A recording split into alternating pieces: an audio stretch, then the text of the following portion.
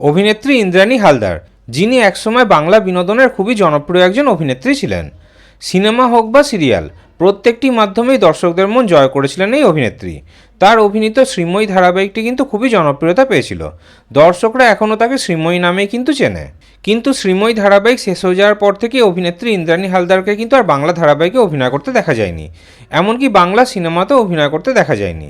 তারপর বহু বছর পর একটি অনুষ্ঠানে দেখা গেছিল অভিনেত্রীকে, কিন্তু সেই অনুষ্ঠানে অভিনেত্রীকে দেখে সবাই অবাক হয়ে গেছিল।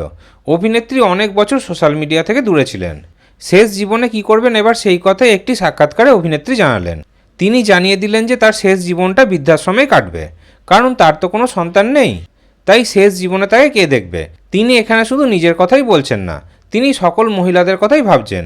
অভিনেত্রীর ইচ্ছে যে আগামী দিনে তিনি একটি বৃদ্ধাশ্রম বানাবেন, সেই বৃদ্ধাশ্রমে তিনি নিজে থাকবেন, সাথে অন্যান্য বৃদ্ধ মহিলাদেরও থাকার ব্যবস্থা করে দেবেন। এটাই অভিনেত্রীর শেষ ইচ্ছা।